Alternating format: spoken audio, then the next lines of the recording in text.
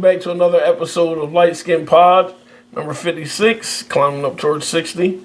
And getting ready for summertime in June and everything else. Hopefully the warm weather pops up on us sometime soon. Should. But today we're with a friend of mine, if you want to introduce yourself. Yeah, Shaun Floerke. Good to be here. Yeah, really good to be here. Thank you. Thanks for being on with us. And I was trying to ask myself the other day of like if we had ever met in person. I don't know. Just kind of in passing. Yeah, I think it was just so we're like at stuff and you're like the famous one. So then I'm just, oh, hey, and walk by. Yeah. But you're like my security working the crowd. Yeah.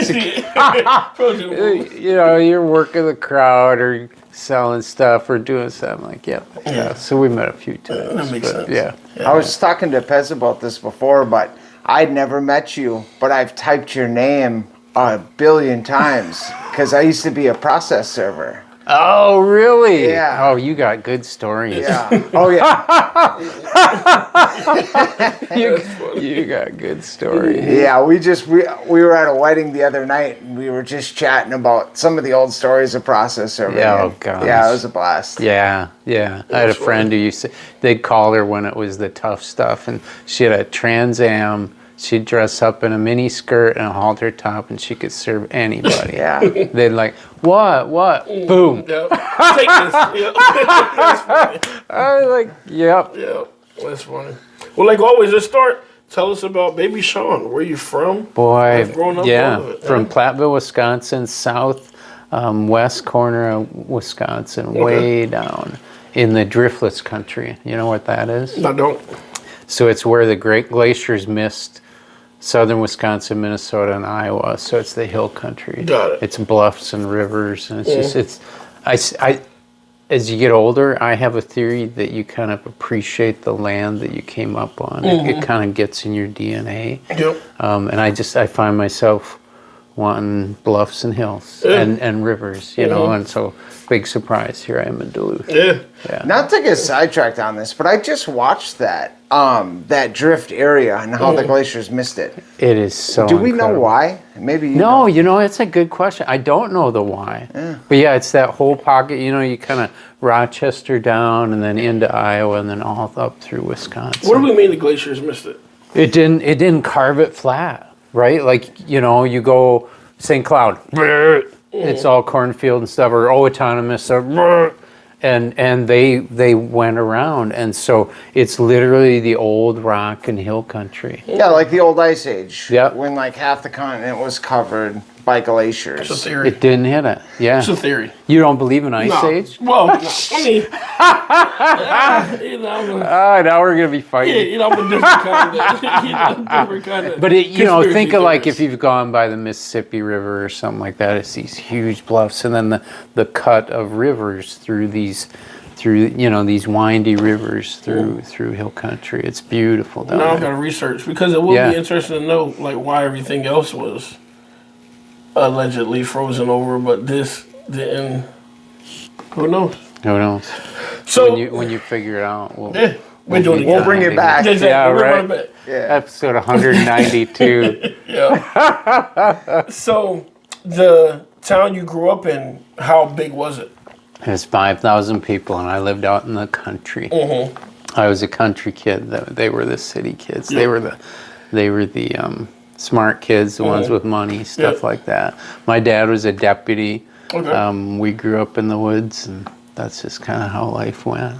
My dad used to joke that our tennis shoes never dried off during the summer because we were in the woods, in the water, in the creek, just run.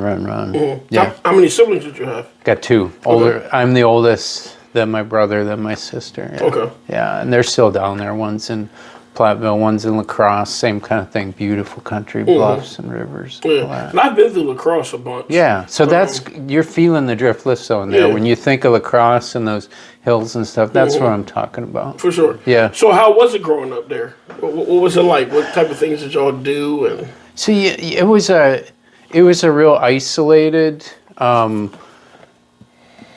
in a good way and a bad way. Everything is always mixed, right?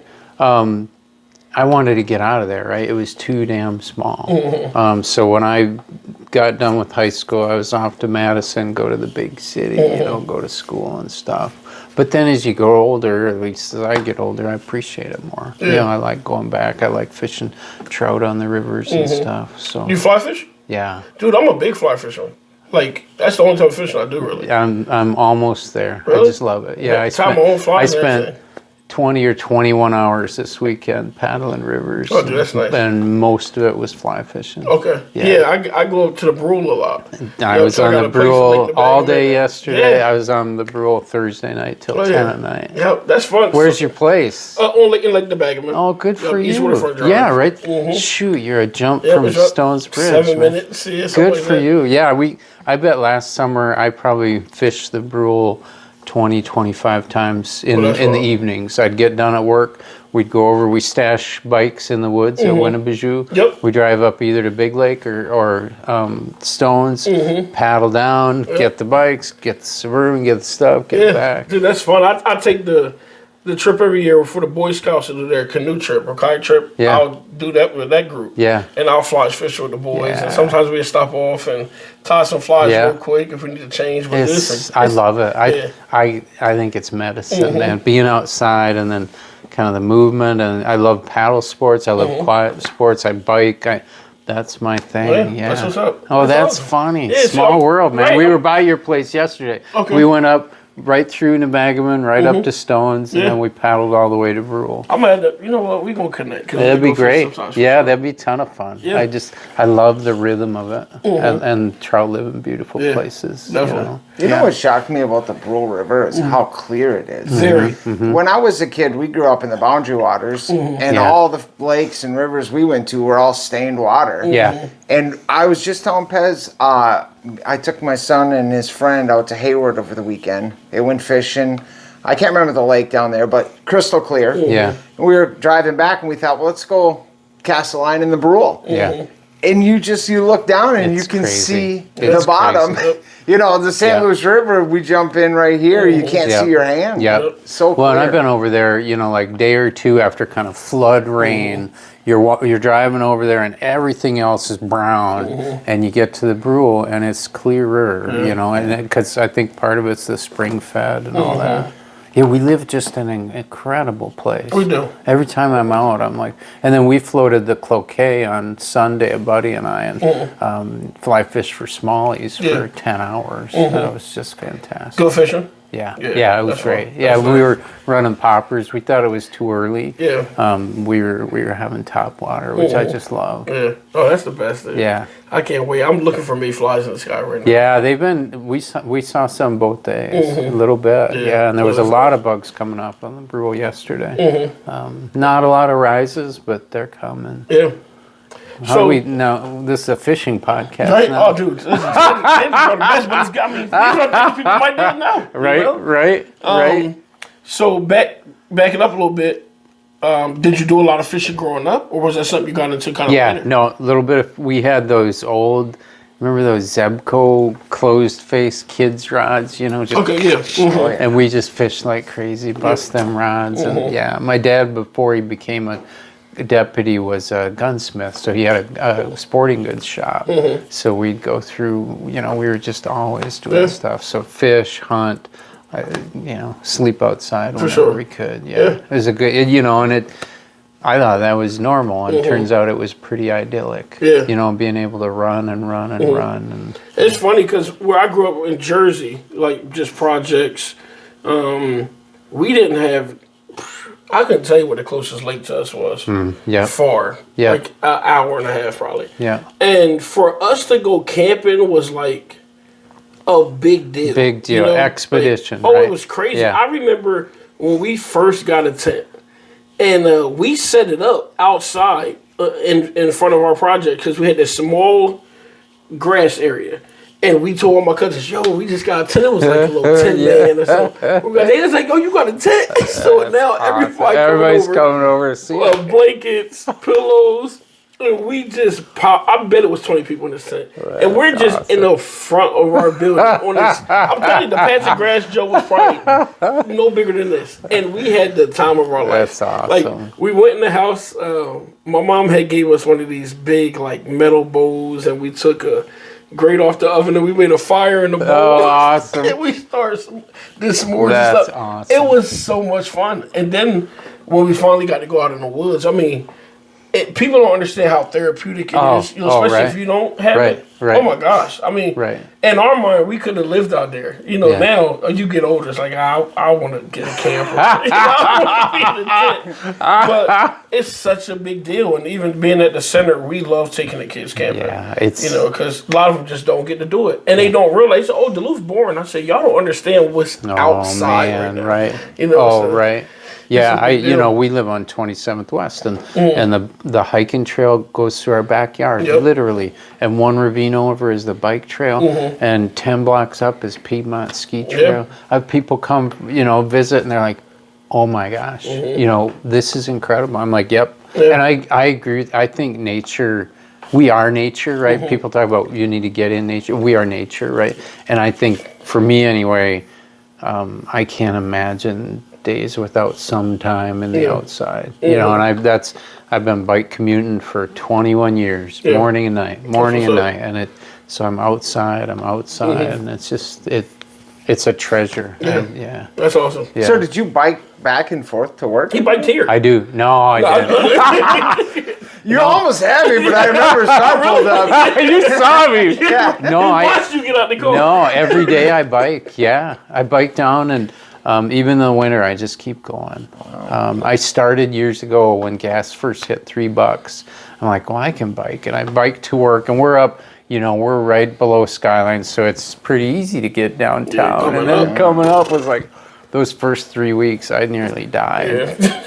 But then I realized I was a better dad when I rode that bike. It helped me burn off some of the, in the courtroom, and it's a lot of trauma coming at you, right? And it helped me burn some of that off. And I thought, I don't think I'm going to stop. And so I haven't stopped for 21, pushing 22 years now. It's been one of the best things I've ever done. And I can mostly mountain bike when the trails are open, right? So I'm in the woods early in the morning, late afternoon, early evening, every dang day.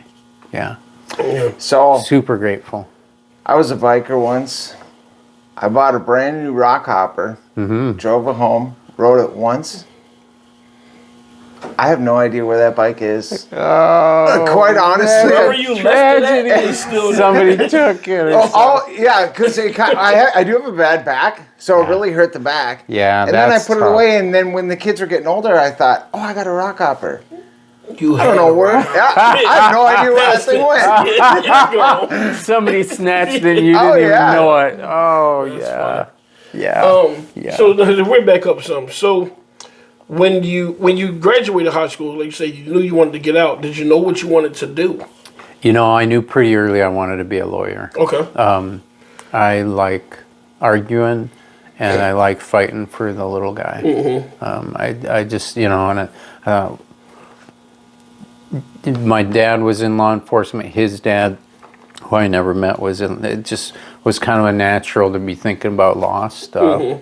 And I'm not big enough to wrestle with people from a cop car, And I just law school was kind of on the trajectory. So did undergrad at Madison, then went to University of Minnesota for law school. Cool. Which a long time ago. Jeez. So did you start your career off in Minnesota? Yeah. I went down. We moved to Owatonna. Okay. And I was a prosecutor for almost 5 years. And that's when I realized I couldn't live anywhere flat. Owatonna is just nothing but corn. And it's like, I can't stand it. And I'm like, why is that? And I realized it's because of where I came up. And so we looked around. We looked in Duluth. We looked in Rapid City, South Dakota, which, if you know both towns, Duluth and Rapid City, there's some commonalities, kind of outdoor towns and some hills and rivers. Wound up in Duluth, and I've just loved it. We've been here since 97 and just loved it. I'm just a ferocious Duluth evangelist, right? Whenever I'm on an airplane or teaching somewhere or doing stuff, I'm like, you got to come see where, and people are like, I met a woman, I spoke, where the heck was it? It was Omaha, Nebraska, 20 years ago. She heard me talking about the domestic abuse project in Duluth, and what Duluth was, she up and moved here. Okay. Literal. That's right. Good salesman. Yeah, right. Great salesman. Yeah.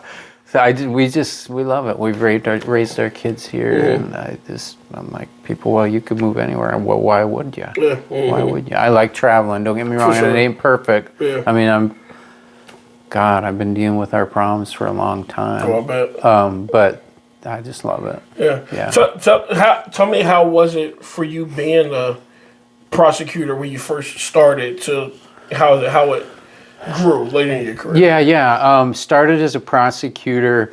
I was a young man. I was super intense. I'm kind of type A, and I had really shitty boundaries. I'd like wake up at 1 a.m. I'm like, oh, I can't sleep. I'm gonna go to work.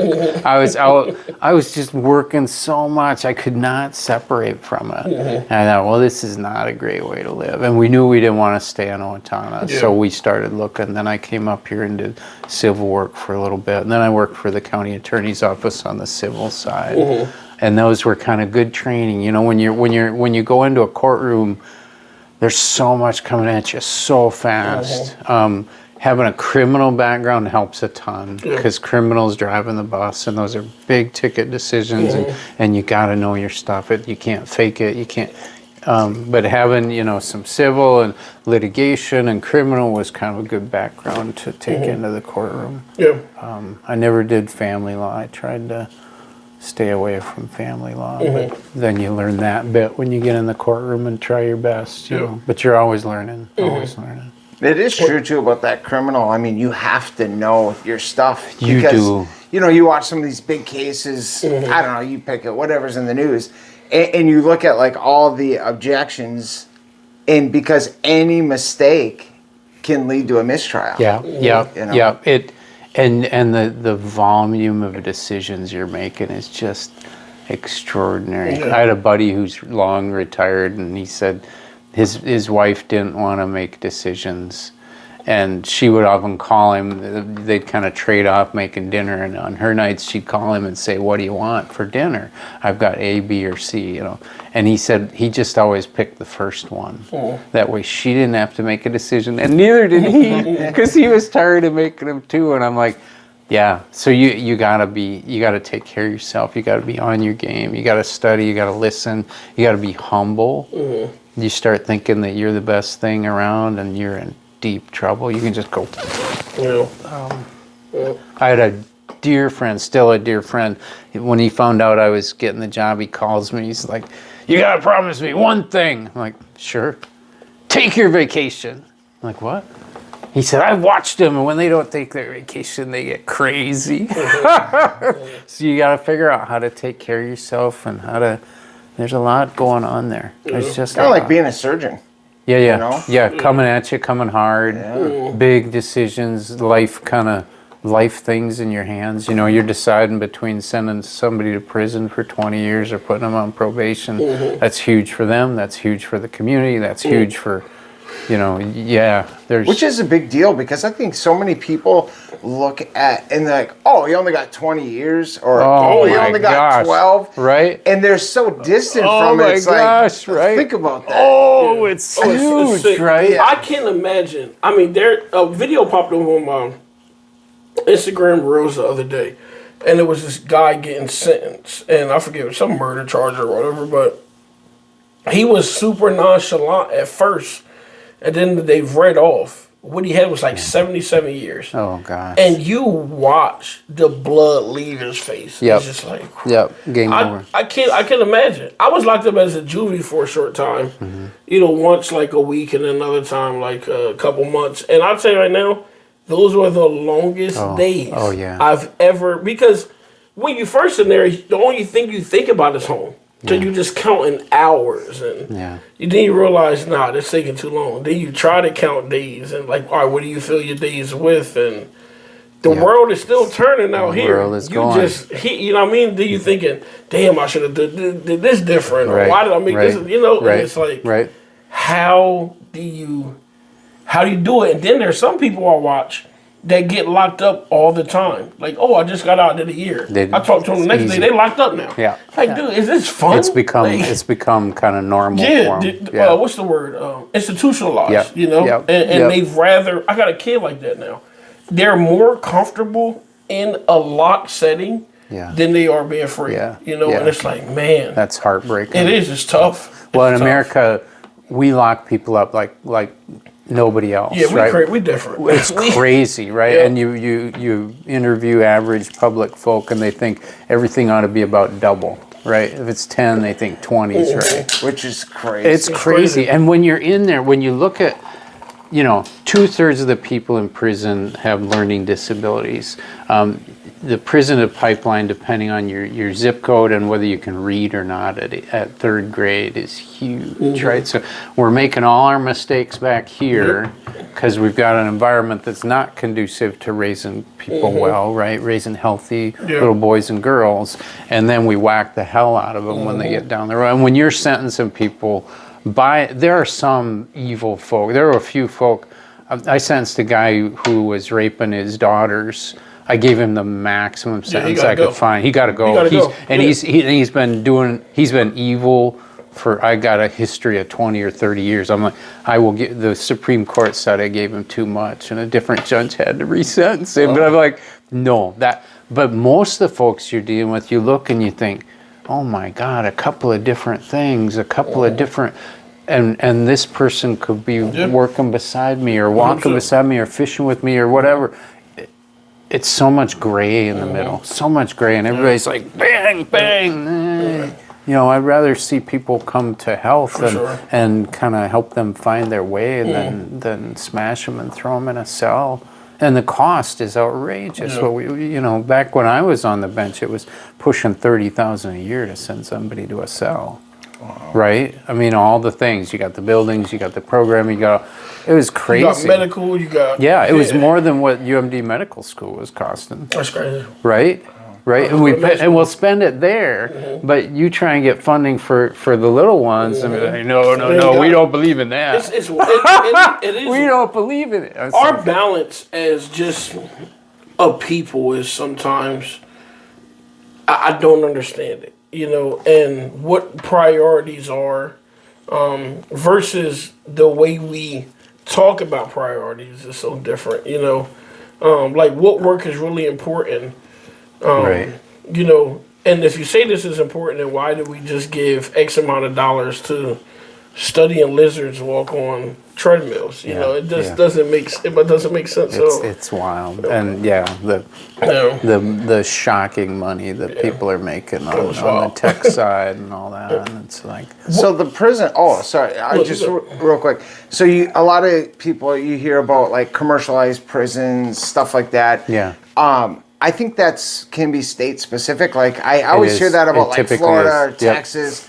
Yep. What's it like in Minnesota compared to... Minnesota is all public. It's all, Department of Corrections stuff, and so it's a much better regulated system than some of those can be. Yeah. What was how did you find the balance for yourself in that career? Oh, that's a great question, Pez.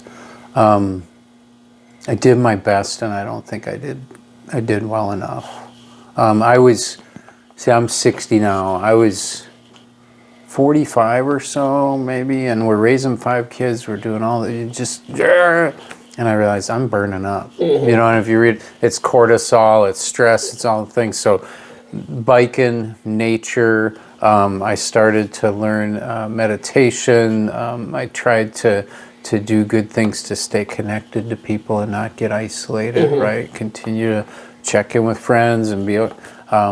but it just takes, it's a hard thing, right? There's a lot of hard things. I don't pretend that judging is the hardest thing on earth. I mean, my dad was deputy. There's a lot, but if you don't take care of yourself, you can get lost in it. So for me, I'm not a regretful person. I'm more of a future guy, right? I'm always seeing what the future can be. But I wish I'd have been more present as a young man, especially with my kids when they were little. I was always like, oh, I can't wait till this. I can't wait till they can carry their own backpack. I can't wait I should have waited a bit. I should have just been happy with Keep carrying 5. that bag. Right? Yeah, Yeah, yeah. I should have been more happy with 5. So I think I'm making up with it. I spend more time with my kids now than I did back then. And, you know, How old are your kids now? 30 down to 21. Okay. So yeah, older. I got 2 girls and 3 boys. For sure. So, yeah. So back up, did you meet your wife in college? Yeah, in Madison. Okay. Yeah. Yeah. Now, what was she going to school for? She's an English major and a teacher from way back. Okay. Now she does the coolest stuff. She's actually got her master's in reading science, and she teaches kids with learning disabilities Very cool. how to actually read. Oh, that's dope. Yeah, so it's cool. And then she works for a national company that teaches teachers how to do that. Okay. There is a science, there is a right way to do it, there is a wrong way to do it. Turns out America's been doing it the wrong way for the past 20, 25 years. I believe it. Yep, so she's see part of it. it. She's part, literally, guys, she'll get kids who come in who are in a school and they're on a behavioral contract. And she'll work with them. She works hard. They're 3 days a week for months. And often when they're done or shortly thereafter, those kids are on the honor roll. That's cool. Because the reason they were on a behavioral contract isn't because they're a mad little kid. It's because they feel stupid. Yep. Because they can't read. And this whole system is not working for them. So they're on. And when she literally helps rewire the brain so that they can decode and learn and all the things. And then those kids often just thrive like crazy. That's cool. Yeah, it's super cool. Yeah. We see it a She lot. doesn't make money doing it, not much money, but it's been the coolest thing. Yeah. We see it a lot, like at the center. We have our biggest issue for kids is that it's reading. Yeah, yeah. You know, it's yeah. So one thing we used to take attendance, on a computer, but now we physically make the kids write their names. Yeah. And they hated it because we had like 11-year-olds, 12-year-olds that could not spell their name. Could not. And it was such a big deal for them to write their names. Like, we would get a lot of pushback. Handwriting was terrible. They write on 3 lines. And now, we got kids that are writing in between the lines now, and now they spelling their name correctly. Cool. You know, that's good. You know, slow, steady work. Stuff, you know? That's awesome. And even when they do, I hate it for a lot of kids to do homework on their computers. Yeah. Because they don't know how to write things out, problems or papers, and well, and there's something about reading, and I don't pretend to understand. But being able to read actually opens up other stuff neurologically too. It's kind of it's one of them base things that then opens up other stuff. So when kids can move through that and be able to read, not only can they learn, but it actually opens up math and different things in your brain as well. It's freedom. So, that's really right. She's talking about getting her doctorate, and we watched they did a 1-hour thing at this school that she got her other degree from, and they're like, this is about social justice. I'm like, what? Reading is social justice. Reading is equality. Reading is access. Really powerful stuff. Yep. It's a cool thing. I took a psychology class, and one of the first things back in like slavery times, they would ask people, is can this slave read? And if they could read, they didn't want them because they didn't think they could control them. And it never made sense. I was like, why do they care if they can read? But when you go through the psychology of it, people are more powerful when you can understand things, you know.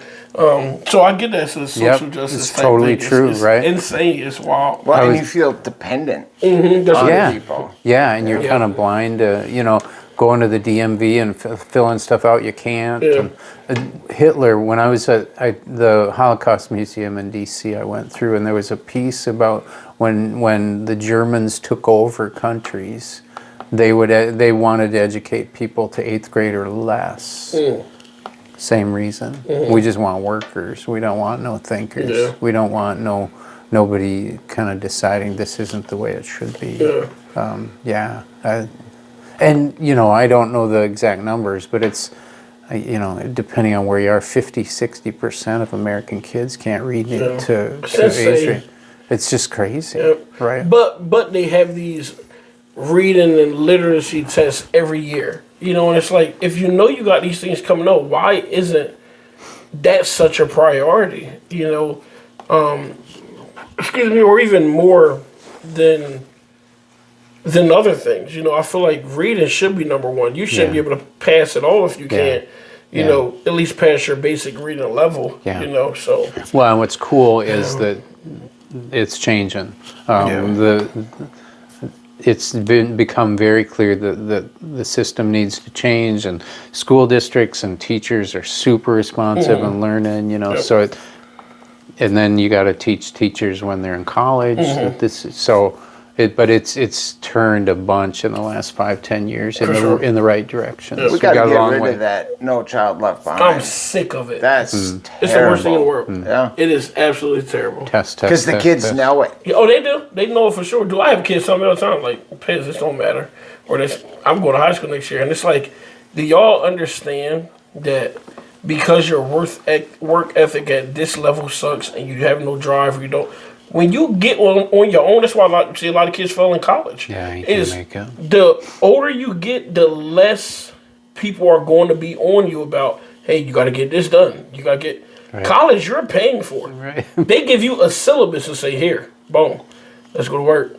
You know when the dates are. I'm not reminding you about shit. We just go, you know what's Welcome coming up. to the adult world, it's man. crazy. It's like we do such a poor job at preparing students and just kids in general on what life really is. That's why so many people get older and it's like they don't care anymore. Yeah. Like, fuck it, if I don't know by now, I just don't know it. You know, and that's is what it is. I would like to hear the other side of that argument. Yeah. Like, what do the proponents of No Child Left Behind argue about? It ain't deep, I'll tell you that. It ain't a good argument at all. Yeah. It's like the Family First Act. That's a whole different conversation. But, so, what was the deciding factor for you to say, all right, I'm done with this part of my career? You mean the judge stuff? Yeah, I want to move into something else. So, 21 years ago, I heard a guy speak named Don Coitus. He's a Mohican elder. Founder of the White Bison Society, one of the founders of Wellbriety in Indian country, and he told this story. And I asked him afterwards, "Can I use that? I'm not going to steal his stuff, right?" He's like, "Yeah, here's my slides." He talks about the three sisters. Three sisters come to a river, and there's babies in the water, dying, drowning. First sister jumps in and starts pulling kids out and saving them. She's having an effect, each kid at a time, good stuff, but still overwhelmed. And the second sister looks at the situation and says, I'm going to teach kids to swim, right? So that they can be helpers too. So she jumps in and she's helping them, and they're having an effect, but still overwhelmed. And they look at the third sister and she's just standing there. And they're like, get in, get in, get in. And she turns and runs away. And you know where she was running. She was running upstream, figuring out who's putting babies in the water in the first place, right? And in the courtroom, it felt like a lot of our work was kind of first sister, right? And I get it. It's not like being a cop. It's not like being an emergency responder. It's not like being a teacher. It's not like being a social worker, but it's just flying at you, right? And you feel like they've been in the water a long time and you're just trying to drag them out. And then we built systems, drug court, DWI court, safe babies court, domestic violence court, which kind of gave wraparound to folks. So you're held accountable and you're given resources to fix what ain't working, right? Housing, I always told people, we'll work on anything. If you got something, you would know. The number of people coming in front of me who were using chemicals to mask grief and trauma was astounding, right? So, let's find some grief therapy, right? So it felt like kind of second sister. We built these courts, and then we started training across the country. I even got to train in Australia a little bit, teaching people how to do it better, right? How to be a justice system that could actually help people find their way through and up, right? So you're not coming back. But I always wanted to maybe look at that third sister stuff. And I had, do you know Dan Liu? Oh yeah, Yeah. that's my boy. We're out, November of 2020. We're having a beer, talking. Been friends with Dan for a long time, and he says he's on this board of this community foundation, and they're trying to figure out, they're transitioning leader. They're trying to figure out how to kind of do deeper, broader work, right? And he's talking, and Dan, he can talk. Dan can talk. And he looks at me, he's like, "That's you." I'm like, "What?" I was just, I'm just hanging with Dan. Beer. I didn't know what a community foundation was. But turns out, you got all this legacy money, people who care about where they live, and they leave their legacy, like part of their wills and all that, to this foundation to make the place better for little boys and girls to come up in, right? I'm like, well, that sounds kind of third sistery to me, right? And I didn't want to, I'd been on the bench 17 years. I wasn't particularly old, but I didn't want to get cold in it. Yeah. I didn't want to be just mailing it in or repeating it or not kind of fast enough to do it. And so I'd been looking for some place that had enough meaning to be able to say to my clients, I'm going to move on.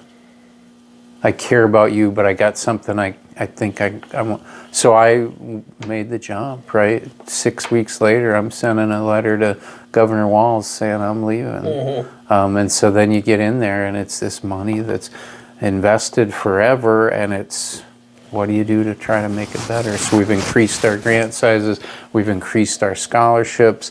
We're trying to do things in community that will change that stream, right? That will go upstream. How do you feel? And I'm asking this because this is a question I ask myself all the time. Is you talk about that third sister? Yeah. How do you feel like you're getting closer to the what or who or entity or whatever it may be or thing that is putting these babies in the water in the first place? And do you feel like the work you're doing now is changing some of that? That's a great question. So I believe that our system is working so that the haves get more and the have-nots get less. Some people call it kind of transactional or whatever you want to call it. I mean, you look at the numbers of how billionaires are doing the last decade, and it's abysmally shocking. It's crazy. Right? Yeah. It's crazy. Yeah. We talked about this a little bit. We've always put all our money at the foundation on Wall Street, right? And then you take what you earn from it, and that's what you put in the community, and that's beautiful. That's great. But I'm like, well, what about all the rest of that? Why does Jeff Bezos have that? Why do I want? Right. So what we're doing is we're gonna be pulling money from Wall Street and investing it here in our neighborhoods, in our places, in our people, right? That's going to take a while. Yeah. Oh, yeah. We've done 2 housing projects so far, tiny, good stuff. But what I'm thinking about is that if I take all that and just do business as usual, where the same white guys make all the damn money, I'm failing. But we got to invest in a collaborative, cooperative ownership structure going forward where people own and have buy-in, and you can invest in an apartment building together or a Duluth 401k or shared. So I know I'm long on the answer. It was good. I think if we don't change the system and not have it just benefiting those few on top, we got to figure out how to reallocate our very resources around collective ownership. Collective meaning people who can own something and do something, so they're not checked out, right? So I feel like I'm getting glimpses, and I've got a plan to be able to invest in our actual community, which I think is better than what was before. Yeah. I also think we will never get to a point where there are no babies in the water. Oh, for sure. We got to raise up people. We got to raise up sisters. That's one of the hearts of that story is we need sisters who are doing 1, 2, and 3 all the time. 1, 2, and 3. And we got to raise culture in a way that it's collective and caring as opposed to, I got mine, screw you. Yeah. Right? Yeah. I love what I do. I truly do. It's like, I'm excited to go work every day. Yeah. I mean, yeah. I look forward to the challenge and like, even the toughest times, like, and I know they come in different shapes and sizes, but that's one thing I don't regret is my job. And, you know, the hardest part of it, I think other than what you take home every day, because I think you go home every day, is I look at this system above us and it's like, we'll never, and it's makes it, for some people, they say, oh, don't say that.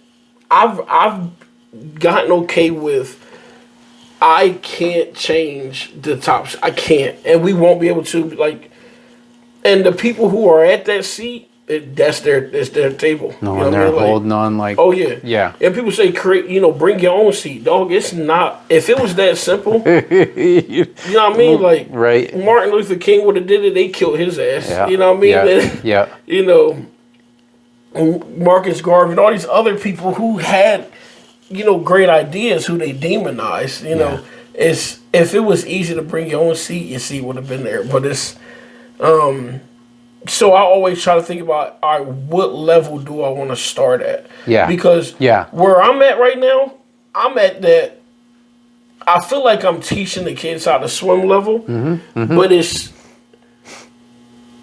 how much water is already in their lungs. Right. Is the question. Right.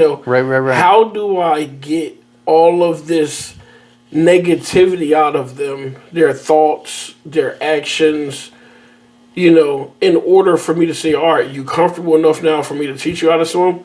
But, and it is, like, I bring this story up a lot, is we have, and this has happened multiple times now, where I love to get students and our parents' jobs. I love it. It's one of my favorite things. I work with a lot of different entities that say, hey, you bring them, we hire them. Yep. And we have these parents come in, sometimes they have these vouchers for housing, $1,600 a month, as well as all utilities covered, plus $1,000 in food stamps and $1,000 in cash. Yeah. You think about what that is, like how much that really is a month, and you can't make over $1,500 a month or it's gone. Right. How in the hell can I look at that person confidently say, hey, drop all that shit, go get a job? Right. One, that benefits clip. Yeah. You haven't graduated high school. Yep. You're 23 with 3 kids. You know what I mean? Like, you probably had one real job in your life that you've quit, out of frustration because you just didn't have any experience. Yep. Now you got me in your face saying, hey, you can do better than that. No, you can't. At this point in your life, you can't. Yep. And it's I hate telling you that, but I have to tell you that. And after those 2 years of this voucher is up, then what? Do you reapply again? Yep. Because you have to be making $6 or $7 grand a month to support this. Yep. Yep. It's not going to happen, So it's like the system is just running the absolute wrong direction. And it's purposeful. Yep. They to keep people dependent is benefiting somebody. I don't understand those type of politics or economics, but somebody's benefiting from it, or it never would be a thing. Yeah. So like you said, how do we teach people how to swim and young? Yep. The reading, the math, the importance of education. How do we help the home life, which is the biggest issue to everything? That's the start, So it is. Those are the frustrating parts of the job, but it's the most important parts. It is. So well, and then I always go back to asking, what agency do we have? What is under your hands right now to do, right? Because and I watch people who are doom scrolling and all the feeds and what are we going to do about, what are we going to do about, what are we going to do about? And I'm like, you can get you can get taken out of the game pretty damn fast. My youngest son's in Okinawa. He's a Marine. Okay. Right, been in 6 years, just re-enlisted, doing another 6. When it all went crazy in Kuwait, and I don't know if you remember, but there was a suicide bomber who snuck into the people leaving and blew up a bunch of Marines, right? Those were kids who were exactly the same age as my youngest son, right? The Marines, and who had gone through San Diego. You know, it's like, oh my gosh, this could be my kid, and I was just losing it, right? And I'm reading everything I can on. I knew he wasn't there, but and I had a friend. He said, you know, we just weren't built to be thinking about all the things, right? There, you just can't figure out what you can do, figure out what you need to know, and then do what you can do, right? And that's good medicine for me. I watch folks who are just losing it on Facebook and stuff. I'm like, just turn the shit off, right? You can get your news one way or the other. It's real simple, but you don't need to just be overwhelmed, right? So what you do each day has meaning and value because you're using your agency and you're making a difference, right? And that builds, right? Whether they say, what's the best day to build a tree or to plant a tree? Well, that was 20 years ago. What's the next best day? Today, right? So we can worry about, dang, I should have been planting trees 20 years ago, or we can get a shovel and put some trees in the ground, right? Which is what you're doing, right? You're planting trees every dang day, right? And you know, I had a friend who said, well, nobody grows oaks anymore because they take too long, right? The people business takes a long time. You are in the long game, right? You look at Jeffrey Canada and the Harlem Renaissance work. I mean, he'd been at it for, geez, what is it, 40 plus years, you know, and but it got traction and it changed some things. You know? Well, a lot of people say, like, we live in a microwave society. Like, we want it right now. Yeah. And you think back to, like, the cathedrals that they built. Oh, my gosh, I mean, you hear this all the time. Building them for 100 years. Yeah. But the people who were laying the first bricks knew they would never see the completion of that project. Well, I mean, shit, I think about Aaron Jolin now. Aaron's been doing this for 30 plus years, and he's watched kids that he started out, you know, at the center with. Now they're grown, having kids, and even some of those kids are having kids.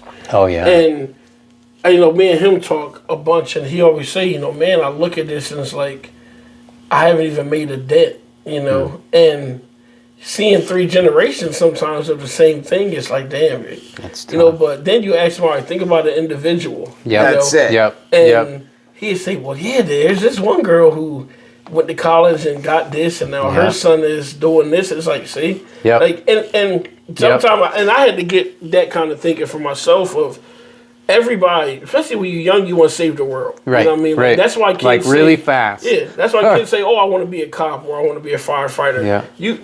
You have a desire to help and save. Yeah. But at what level? You know, and then you realize we never want to save the world, but what can you do? What can we do in this right here? Plant your tree. You know, out of 100 people, let me get 10 solid ones, and hopefully those 10 can go reach another 10 and build it like that. Yeah, and yes, right. It's going to take and long, but that is, it's a community, right? Yep. It's the web of life. Even in the ones like that, you know, Aaron might look at or you might look at that think, man, am I making a difference? But even if it seems like a failure, I mean, how much worse could it have been? Right. And what were I started when I started on the bench, it felt like we just had almost no tools, right? And people would throw the same tool and bitch when it didn't work, and maybe you had the wrong tool.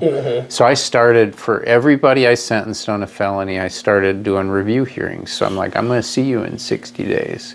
And then I also did that with every domestic violence case, and even some of my DWI cases. I had dozens of people coming in for reviews on the weeks, and it caught on, but some of the old-timey judges said, oh, we don't have time for that. I'm like, I want to know.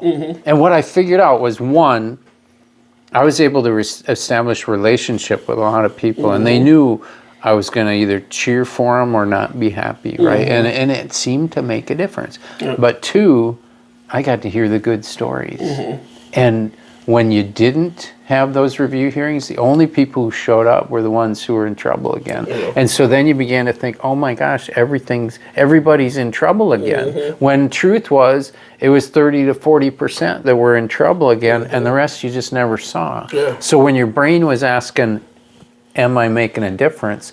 All you saw were the folks who kind of were still in the trouble zone, and you would never see the folks who kind of downstream and all the differences. So I think we also have a hard time kind of looking at the whole thing and saying, this is the difference I've made, because you don't know, right? You know, and it's Chief Seattle said that man didn't create the web of life, he's but a strand in it. Everything man does to himself, he does to the web. And I think we're community is where this matters a ton. You know, as you build kids who are kind of connected and have good friends, and it's a build, right? And it'll always be a battle. I don't know that we'll ever be perfect, right? Not at all. Like you said, but we could get a whole lot better, right? And it's through coming together, right? I'm convinced it's about community and connection and helping one another out and understanding that you winning is me winning too, right? We were in Japan and very collective culture, right? Super collective, but in Japan, I will treat you with respect as a matter of course, because in that I'm honoring my ancestors, both past and future, and you're doing the same thing. And so there's a reciprocity expectation as opposed to, I'm going to take what's Pez's because then I've got it, right? And I think our culture needs more of that. How do we thrive together? How do we win together? How do we engage in reciprocity as opposed to have, take, you know, kind of that we're all fighting over three things. Over the same thing. Right. Which is crazy, especially like in our field. It's our resources are already so limited. You know, and that's why one thing I love to do is collaboration things. You know? Or if I know there's a different entity doing it, I'm not doing it. Oh, right. I don't have time. Why am I about to right. double up something that's right down the street? Right. Keep it, you got it. Enjoy, I'll help. Yep. And I'll send people to you. That's it all day. Do you know OMC and Tom Hansen and Jamin? I love this. All my kids work for Tom and Jamin. You know, they're Tom and Jamie are the people who helped us raise our kids, right? My kids would come home and say, well, Tom told me I should save for retirement. I'm like, I've been telling you that for 10 damn years, and now Tom says it, so it's right. But when Love Creamery opened across from OMC, Tom took desserts off his menu because you can go over there. They got good ice cream. That's dope. Right, and that to me is a super strong example of what you're saying. I don't need to do what they're doing, and I'm gonna not compete on that in order to, you know, Love Creamery ain't gonna do Nashville barbecue, right? It's like, you know, so I think to me that's a really powerful story of how we can win together. Definitely. Right? Definitely. It doesn't all have to be me, you know. I don't know. It's a big world. Yeah, it is. No, and I appreciate this. A lot of what you're saying is this thing I think about all the time, and it's such a message that I think more people should hear more often. You know, because sometimes you hear it, and it's like, oh, I get sick of hearing it, but it's like, have you really listened to it? Right. You know, because if so, do your actions will reflect it. Right. What can I do to be open-handed as opposed to closed-handed? So right now, where you are in your career, what are you looking forward to the most in the foundation that you're in? That's a great question. And we renamed last week. We are now Boreal Waters Community Foundation. Boreal, as you know, northern ecological, northern forest, northern waters. So it fits good. I like that. It's easier to say. Yeah, because I'm going to be honest, I know, right? Duluth Superior Area Community. I'm not about to write that out as an acronym. That's all the alphabet letters. Yeah. I'm done. Boreal, Boreal. You know, I have a great team of folk, like both our board, our team of employees, I tell people all the time, I've had really good people who just kind of leave me, right? They find better jobs and greater things. And it's really cool to see the team stepping up and getting stronger and stronger. What I'm really looking forward to is pulling money from Wall Street. Mm-hmm. We're going up to Grand Marais next Tuesday. It's a simple little 36-unit apartment building. Half of them are 80 AMI, half of them are market. Every place needs housing, and we've invested in a little housing project. Mm-hmm. And I love that stuff. Yeah. I love that instead of my money being in Jeff Bezos's pocket, it's going to be up in Grand Marais, mm-hmm. right? So and that's also, it's a change in the model too, mm-hmm. right? A lot of community foundations have never done this. Some haven't or way ahead of us, but mm-hmm. we're kind of changing the model a little bit too, to be more of that third sister stuff. Definitely. So that excites me. Mm-hmm. I like being in this fight. Yeah. I really do. Yeah. I like not working too. I paddled 20 hours this weekend. That's great. I mean, I was just out, right? And my youngest graduated, so it was a crazy busy weekend. But I like that we're rethinking the model, and good people who care about where they live are giving to try to make it a better place, mm-hmm. right? Everybody's like, people suck. I honestly, most of the people I meet are really good people. Yeah. Really it's crazy. Hard. I say that all the time. It is. There are some assholes. Oh, in the world. Sure, fine. Right. But I tell you right now, sit down one-on-one with an asshole, and you'll realize, I get it. Yeah. I get it, dude. Yeah, here's why I get why you're mad about something. You know what I mean? Right? Like, now maybe, can we help you somehow? Right. Just be happy. Or was this just what you needed? Right. Did you need somebody to just talk to? Right. And most of the people I meet, honestly, I enjoy it. And it may be just because how I am. I love people. I want to hear your story. Yeah. If I ask you about your day, it ain't because it's just a thing to say. Like, I really be wanting to know. I want to spend a little time. I talk about this with other people. Like, Joe's the one person, other than one or two other people that if I call him and he say, "Oh, how's your day?" I can tell him, like, "Yo, my day is shitty." Or the same thing if I ask how your day, he say, "Oh," I say, "Shit, what happened?" But we're gonna open it up. It is. You just need that. Yeah. Quick couple, you know what I mean? Just somebody to talk to. Yeah. Or just know, damn, they care. Yeah. It's important for so many people. And I think that'll create less assholes in the world anyway. Yeah. So, do you know Arnie and Ivy Vineo at all? I don't know. I heard Arnie talking, and he said, "Yeah, when we travel, we have a trusted way. We rely on the kindness of strangers," mm-hmm. and I love that. Yeah. When I travel, I'm on a bicycle typically, and mm-hmm. I love just mixing it up. And anytime you kind of get stuck or trying to figure something out, people come. Yeah. They just come, mm-hmm. right? It doesn't matter political walk of life. It doesn't. People just, mm-hmm. how can I help you? Yeah. And I that seems so true to me, and yet it's so shocking that most people think, I don't trust nobody. Everybody's out to get you. Everybody's going to steal from you. Media. I'm like, you watch the news, you will think the whole world is burning on down fire. Right now. On fire. Damn, it really ain't. It's only a small portion of it. That's how they make money. Yeah, they're good at it. Yeah. They're good. Well, and when we're afraid, we're easily pushed around, right? Mm-hmm. We're not using...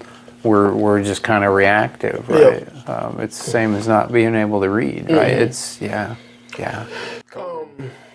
as we wrap up, I would love to meet your wife because I would love to sit and talk to her. Yeah, I was thinking the same thing. She would love to come and talk to you. That would be cool as hell. I was afraid of volunteering it, but I would love that. It's just so cool. Yeah. And like I said, these are the things we're working on. And I am far from... In my mind, pick up this damn book and read it. Yeah, and that... Nope. It's deeper than that. It's way deeper. Than that. And that's what I need. I need somebody to say, Pez, slow your ass down. Yeah. Here's the science. Yeah. Boom, you got it. Man, you could make a reading thing going on there. Yeah. And that's got traction. Mm-hmm. That's got future traction, right? Yeah, Plus, I want to read I'll some for more sure too, do that. I'll learn a lot from her. It's just, I'd love to do that. Yeah. I was thinking that. Yeah, I'm glad you brought it up. And then, so we asked everybody this question, and don't think of it as like going back to change anything, but if you could see a young Shaun right now, what would you say to him? That's a good question. I would tell myself to slow down a little bit. I did a bike trip in Scotland. For my 60th birthday, I decided to bike the Highlands. So I did a 500-mile solo in the dirt gravel trails. And the one I kept hearing this I think it's Simon and Garfunkel, slow down, you're going too fast. You're gonna you want to make the morning last. And that would be my advice, is just slow down a little bit. Just, it's all good. It's all got to happen. You got a head of steam, but take a little bit of time. We need that. It's a quote for us. Yeah. We go too damn fast. Yeah, and, and like I said, I'm 60. I'll be 61 in December. And, days are numbered. And what I've learned is my energy is limited. And I didn't have that sense when I was a young man. I'm like, I can just push and make stuff happen. And now I realize you got to choose where you're going to spend that energy. You can't spend it twice. So I'd rather be on a trout stream that had some fancy happy hour thing that people are putting together. I'm like, sorry, I'm heading for the trout stream. So I slow down a little bit. And then it's good for you too. Yeah. I appreciate it. Yeah. Yeah, man. This is great. Heck yeah. Well, thanks for being on with us. Yeah. It's been good. This is great. A good, chill conversation. I feel like we talked about a lot, too. We did. We covered a bunch. We did. But, like always, thanks for being on with us as well. Like, subscribe, and share. We'll see you next time. Boom. Boom.